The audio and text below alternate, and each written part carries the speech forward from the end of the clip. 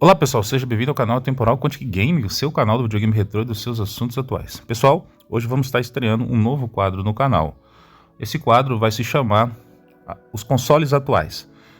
Esse quadro foi criado justamente para que possamos fazer a comparação entre a atual geração de consoles e as gerações de consoles que já passaram, fazendo então comparações de forma justa e equilibrada em relação a muitos pontos que geram polêmicas e críticas em relação aos consoles, e mostrar que como o público muitas das vezes se comporta ao longo do tempo, e de como muitas das vezes, se formos deixar levar por certas emoções e não pela inteligência de poder analisar os fatos como ele é, possamos muitas das vezes até prejudicar toda uma geração de consoles, beleza?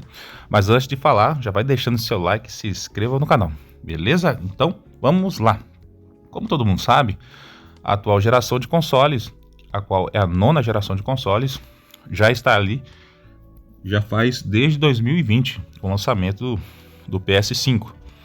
Com isso, então, podemos ver que já é um tempo bastante suficiente para mostrar os gráficos atual da 9ª geração. Porém, o que se vê muito acontecendo é com que a geração atual tem recebido muitos jogos cross-gens.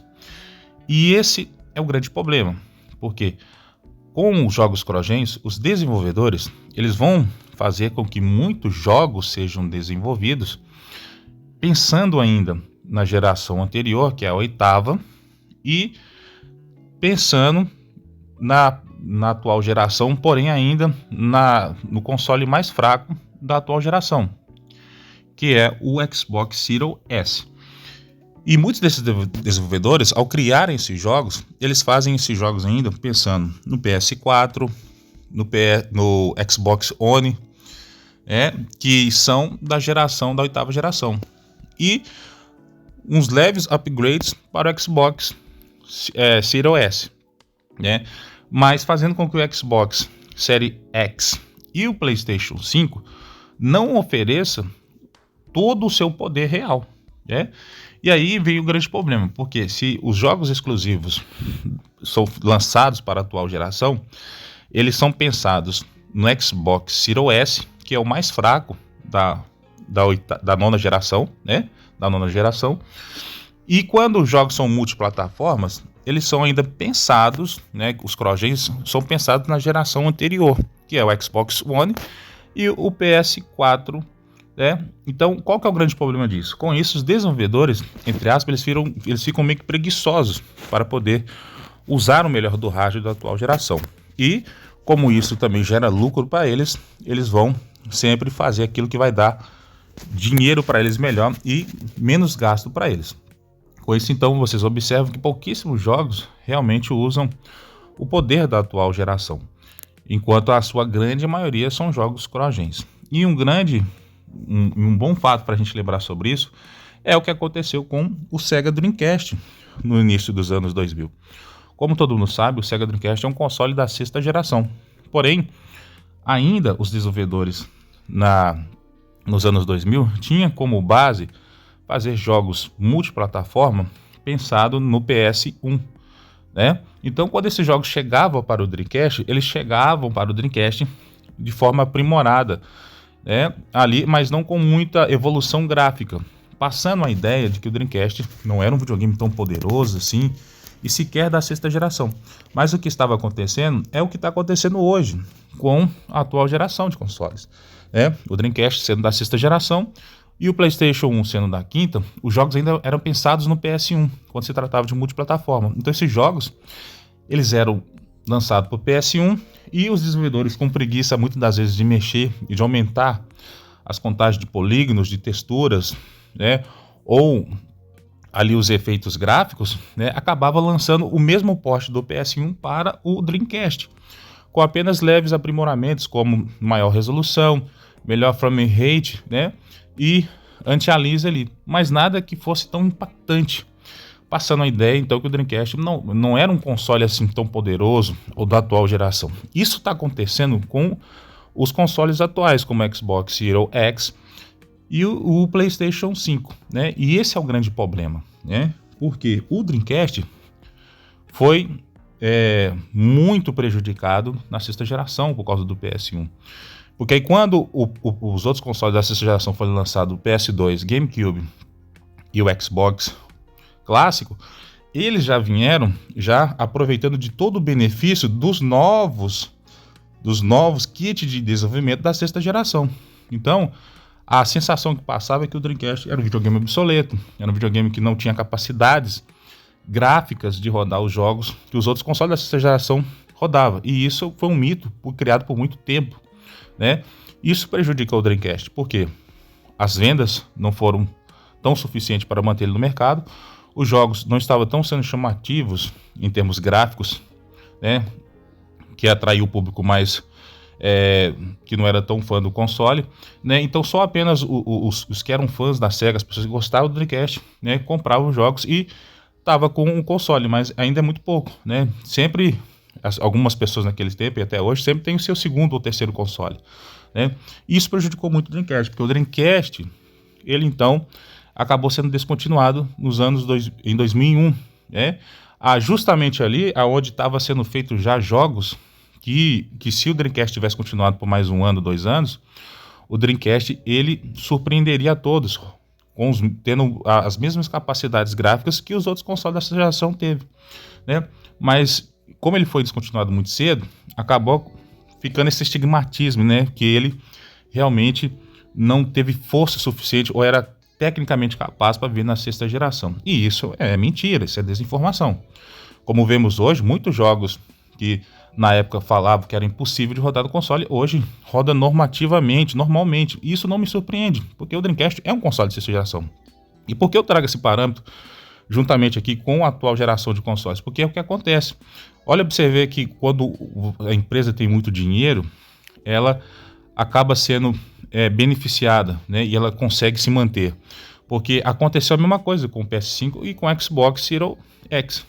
Mas pelo fato das empresas terem bastante capital financeiro, eles se continuam no mercado, porque eles já estão aí no mercado, né, desde 2020, né, a contar pelo lançamento do PS5. Né? Então, nós já estamos aqui em 2024, bem próximo de virar já 2025. Então, é muito tempo de mercado, né? Então, agora, o Dreamcast não teve isso. O Dreamcast ficou no mercado apenas 2 anos no mercado e poucos meses. É muito pouco, é 2 anos e poucos meses mesmo, 2 anos de ponta a ponta, muito pouco, né? Porque a Sega não tinha tanta condição financeira de se manter assim. Mas imagina se o console, o Dreamcast, tivesse continuado. Ele teria recebido bons jogos, muitos jogos que foram sucesso na sua geração seriam lançados para ele poderia ter continuado assim como acontece hoje com esses atuais consoles, né? Então, assim, a própria Microsoft no passado e a própria Nintendo arrecadou prejuízos com os seus consoles de sexta geração, porque eles não venderam tão bem como esperado também, né? Mas elas se mantiveram no mercado porque eles tinham muito poder financeiro, né? E com isso, então, a gente traça esse paralelo entre a sexta geração e a 9ª geração de consoles atuais, mostrando que aquilo que aconteceu na sexta geração com o Dreamcast, em relação que os jogos eram pensados no PS1, para o PS1 ainda, e era apenas lançado no Dreamcast como um porte aprimorado, um CryEngine, assim também está acontecendo com a atual geração, a 9ª, né, que os jogos são pensados ainda em PS4 e Xbox One, né, e são lançados multiplataforma apenas com leves aprimoramentos para o PS5 e para o Xbox Series X.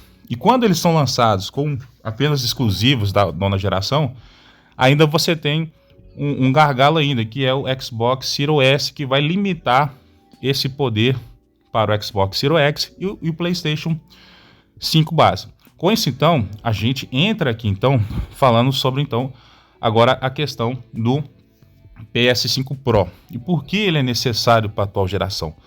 Bom, ele é necessário porque se o PS5 Pro não vier, ainda os desenvolvedores vão ficar presos aos kits de desenvolvimento da 8ª geração e aos kits de desenvolvimento ali pensando ainda no Xbox Series S. Com a vinda do PS5 Pro, a Sony ela faz com que os desenvolvedores passam então a aderir os kits de desenvolvimento da nona geração, né, fazendo com que então os desenvolvedores passam então a trabalhar de fato com o kit de desenvolvimento da atual geração e com o melhor ainda, né? Ou seja, então o limitador do PS5 Pro não vai ser o Xbox Series S, mas sim o PS5 base. E aí a coisa muda, porque na atual geração, quando se trata de jogos exclusivos para a nona geração, que é a atual geração, o limitador de poder é o Xbox Series S. Então ele acaba nerfando o PS5 base e o Xbox Series X. Agora, na medida que eu lanço o PS5 Pro, o que acontece? Quem passa a ser agora os consoles base? Passa a ser o Xbox Series X e o PS5 base. Eles passam a ser os consoles base, né? Enquanto o PS5 Pro é o Premium, né? Com isso, então, o desenvolvedor ele vai passar a desenvolver jogos pensando no PS5 base e no Xbox Series X. Por quê? Porque esses jogos vão rodar no PS5 base e no Xbox Series X, né? Enquanto no PS5 Pro eles vão rodar com melhor desempenho, né? Com melhor capacidade gráfica. Vai ser uma espécie de aprimoramento para o PS5 Pro. Esses jogos vão rodar ali, mas em compensação vão rodar com os gráficos reais aí da nona geração, porque a base não passa a ser mais o Xbox Series S, que é o mais fraco da nona geração, ou até mesmo os consoles da oitava geração, quando se trata de jogos multiplataformas, mas sim a base passa a ser a própria nona geração, com o Xbox Series X e com o PS5 base, fazendo com que o PS5 Pro seja digamos ali, aprimorador de todos os jogos que saiam para eles, né? Fazendo com que então tudo que seja lançado para o PS5 base, né, rode muito melhor e com melhor desempenho e algo gráfico em tudo que a gente pensa em questão para o PS5 Pro. Então muitos, não compreendendo isso, às vezes fala do preço ou muita questão do tipo, mas a Sony fez isso justamente, não é pensando